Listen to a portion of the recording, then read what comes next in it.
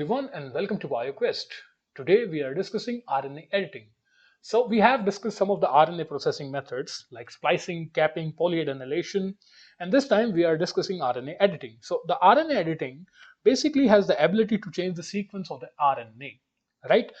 Mainly there are three things that are happening during RNA editing. Either the bases are getting inserted, or the bases are getting deleted, or the bases are basically changed. For example, you can change cytosine to uridine.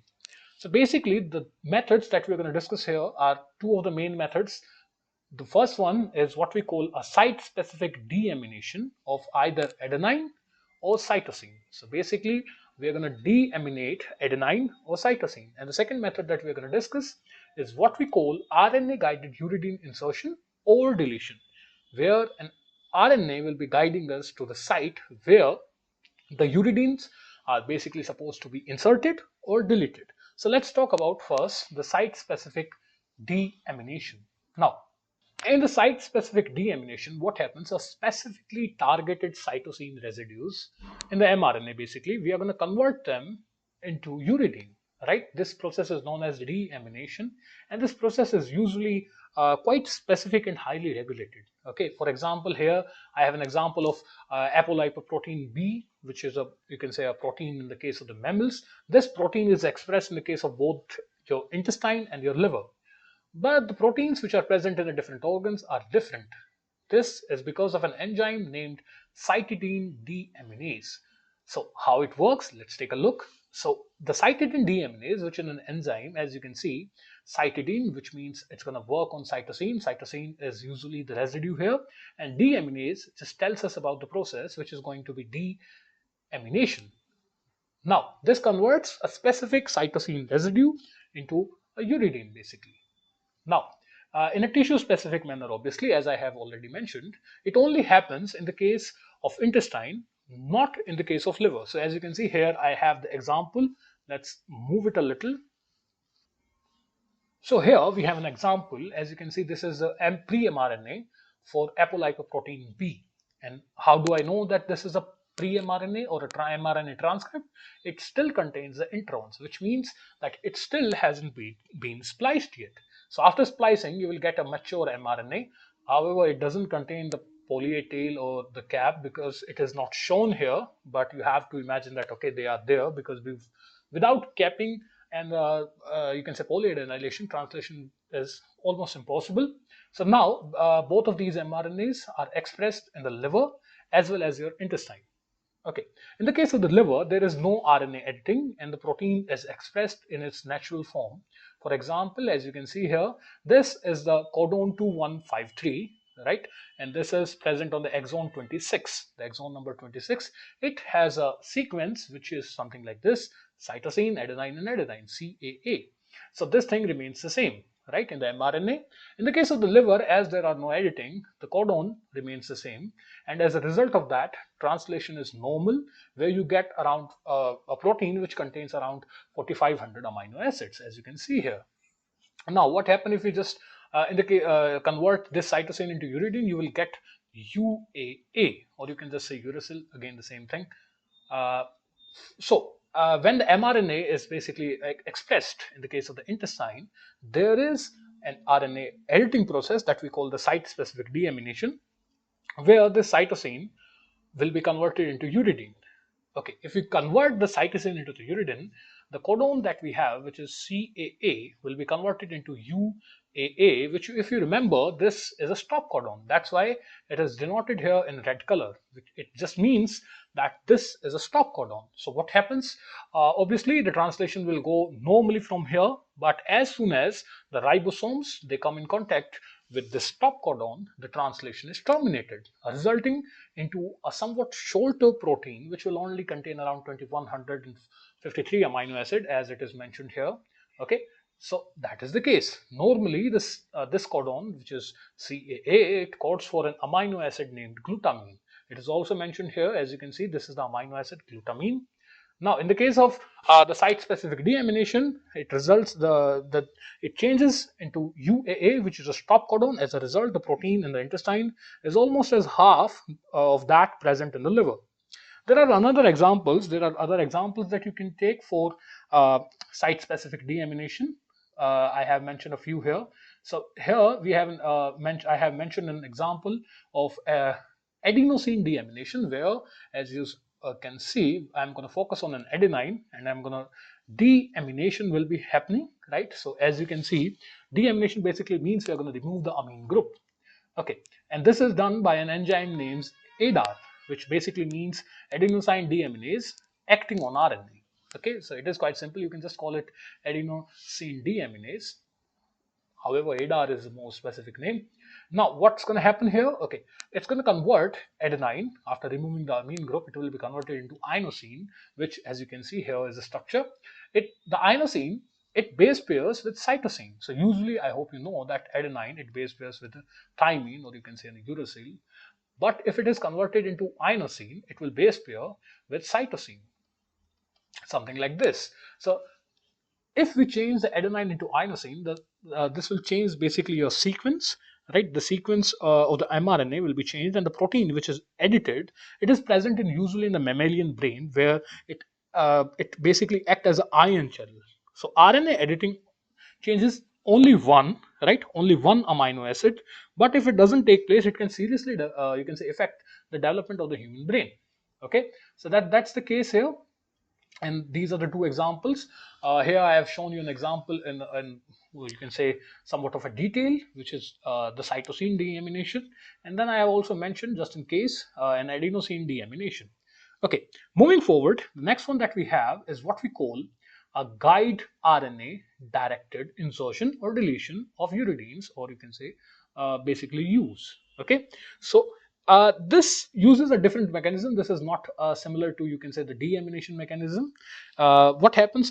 It happens in the case of the trypanosomes, right? Trypanosomes, the COX-2 gene they have, right?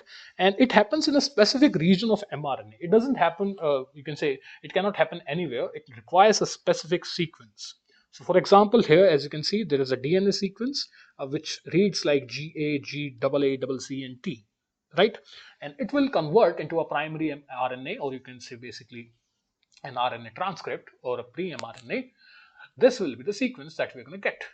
Okay, so now after that, obviously there will be splicing and editing. And in editing, what happens that, as you can see, specific uridine residues are going to be inserted in this mRNA. Where, okay, first two uridines will be inserted here, then one here and one here. And after this editing, what's going to happen? The guide, basically, this is going to happen with the help of a guide RNA. I'm going to tell you what is a guide RNA.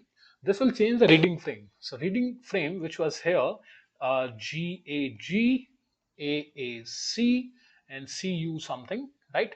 That reading frame is going to be completely changed because you have added 4 extra nucleotides.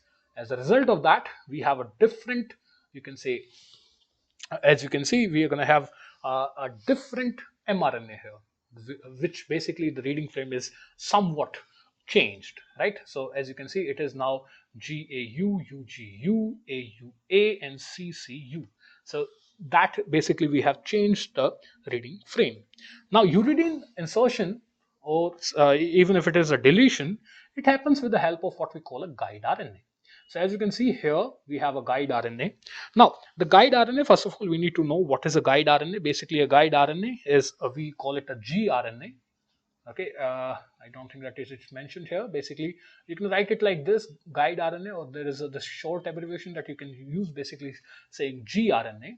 Now, the gRNA, as you can see here, this is usually 20 to 40 nucleotides long. It is not quite long. It is just there for the guidance part. Okay, and there are basically present 3 regions here. At first, as you can see, at the 5' end, there is what we call an anchor region. And as the name suggests, this will be playing the role of the anchor.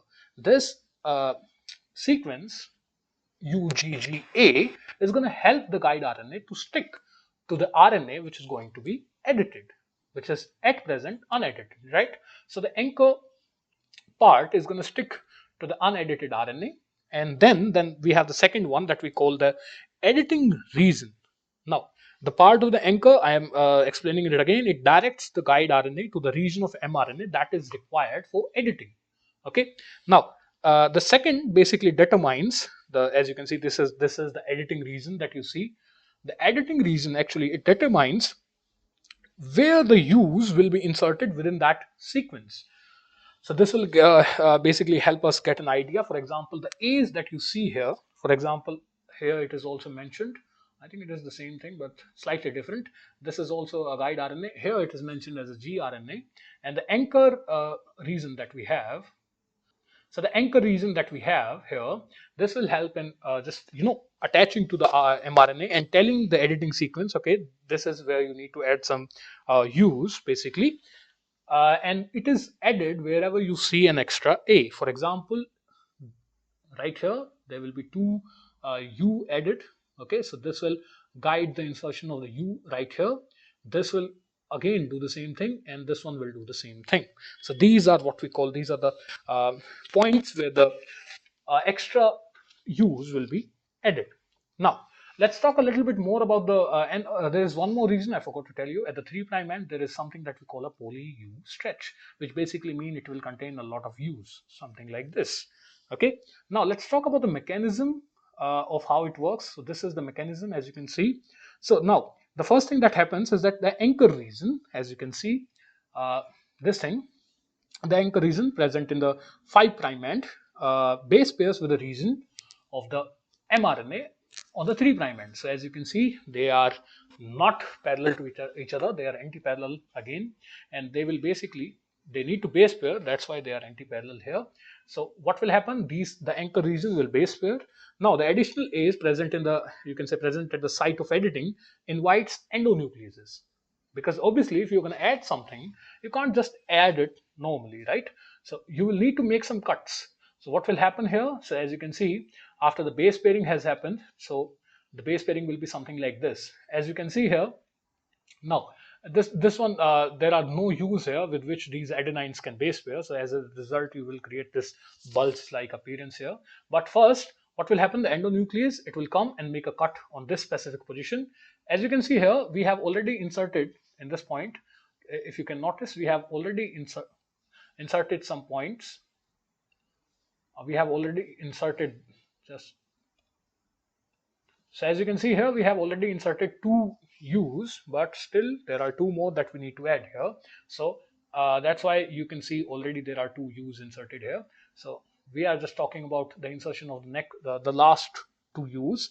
So what will happen? The endonuclease will come at the site and it will make a cut where there is a mismatch. Where is a mismatch? There, because obviously there is a noticeable bulge here.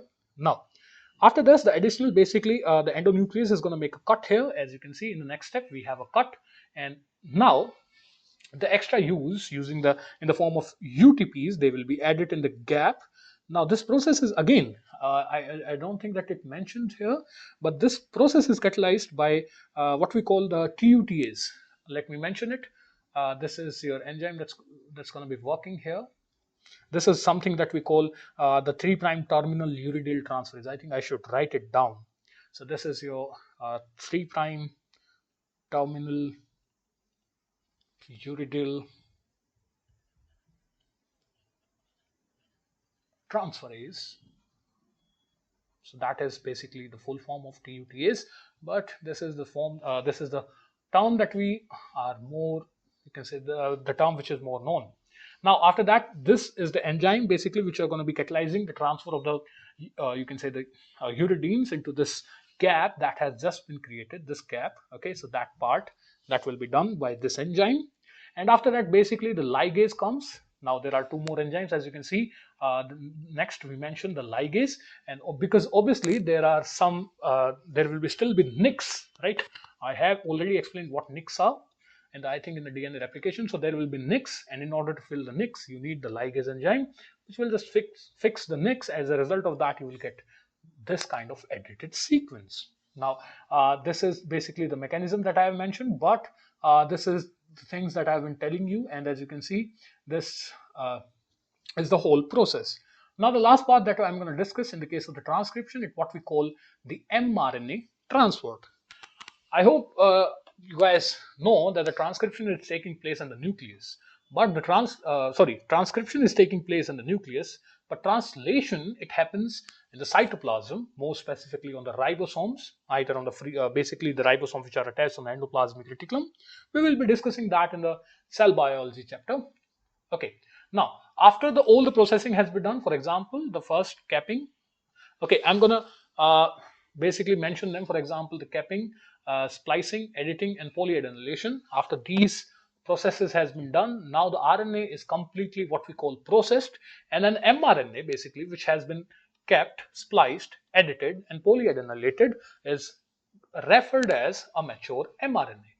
After the mRNA is mature, uh, then the next part is basically to send that mRNA outside the nucleus so that there can be translation.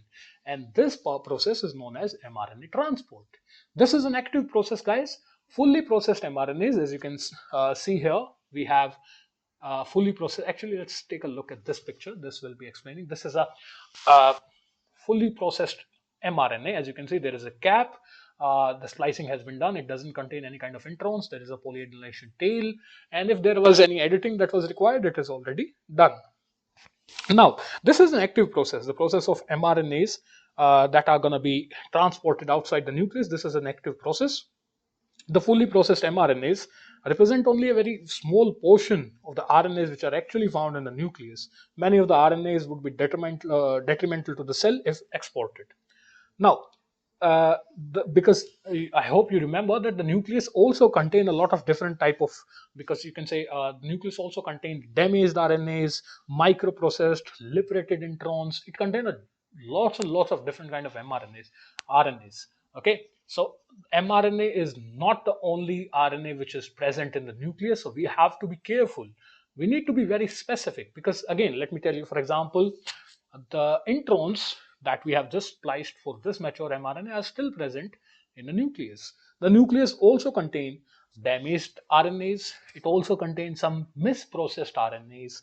It might contain some introns and some other stuff that if we send every RNA to the outside, it will kill the cell actually. Okay, that's why we have to be very specific which mRNA we need to export and which needs to be degraded in the nucleus. Okay, so how does it happen? So if you remember, as you can see on this mRNA, there are a lot of these things attached, right? You might recognize some of these from the previous videos. For example, this triangle-like shape, this is your SR protein. Now, these are basically, I'm not going to name them one by one. Okay, so basically what happens, the mature mRNA, which is this mRNA right here, the mature mRNA contains a lot of different type of proteins, which, yes, they have completed their function, but they are still present there. For example, the SR proteins remains attached to the mRNA. The capping proteins sometimes remain attached to the mRNA. So due to this, the mature mRNA, they contain a lot of different type of RNA processing enzymes. So these are basically all these things. These are all RNA processing enzymes, and this one as well. This is the capping. This is the cap, and this is the capping enzyme. Okay, so it contains a lot of extra proteins, right, mRNA, and these extra proteins act as what we call an export signal. These are your export signals. Now, if you remember the nuclear envelope, basically, you can say the wall of the nucleus, it contains nucleopores, right? It contains some pore-like structures, which basically nuclear pores, you can call them. Simply, as you can see, these holes, right, present in the nuclear envelope, they are going to help in this process. And this is actually the term that I know some of you might say. This is actually what we call, the complete name is nuclear pore complex, because nuclear pore is a more, you can say, common term. The complete reference is what we call a nuclear pore complex. Because why is it a complex? It contains a number of different type of proteins. Okay, the most common one is a nuclear nucleoporine. Now, the export basically takes place through this special structure, right, the nuclear pore complex. And actually the small molecules, because again the nucleus contains a lot of different molecules. The small molecules, for example, the molecules which are smaller in size, for example, anything less than 50 kilodaltons. So small molecules under 50 kilodaltons, they can pass through these post without the help of any kind of export signal, or there are other proteins which help in this. I think we call them exportines. So basically, if you want to exit the nucleus, you need these guys, exportines. If you want to enter the nucleus, then there are some other guys, we call them importines. So they help in the import into the nucleus, and these guys help in the export from the nucleus. So basically, if the size of the molecule is you can say less than, right? Oh, sorry, that is the wrong sign. This is the correct sign. So if the size of the molecule is less than 50 kilodaltons, the molecule can pass through this nuclear pore complex without any aid. But the RNA, the protein, because the mRNA is including, they also have some. As you can see, the mRNA is not alone here. There are a lot of different kind of proteins attached to it. So obviously this molecule is not less than 50 kilodaltons. This is more than that. So it will require what we call an active transport. And in active transport, you're going to need these guys, exportin and importins. Now, the proteins associated with this RNA, these act as the nuclear export signal, or you can just call it the export signal, but the complete name is nuclear export signal. And they will be recognized by exportins, and basically they will guide the RNA through the pore, and it will go out back into the cytoplasm. So as you can see here, it is mentioned. Just a second. So these proteins will act as a NES, or a nuclear export signal, and the exportins, with the help of the nuclear pore complex, will send the mRNA out. After that, as you can see, these guys, right, they are not required in the cytoplasm now. We need them back in the nucleus, because obviously there are a lot of other mRNAs which need to be processed. So after that, these guys, they will detach from the mRNA and will be transported back inside the nucleus. Again, if you are doing import, you will need importins. And this cycle continues basically. Now, this is what happens actually. So this is your mRNA transport, and this video concludes anything that is there about transcription. However, we will be discussing transcription regulation in a completely separate video. That is a way too big topic to be included in such a small video. So I'm going to keep that in a different video. So this is all about the transcription and the RNA processing. Thank you. Thank you for watching. I hope you found this video helpful and informative. If you enjoyed the content, please give it a thumbs up and share it with your friends. Don't forget to subscribe for more videos. Hit the bell icon to stay updated with our latest uploads.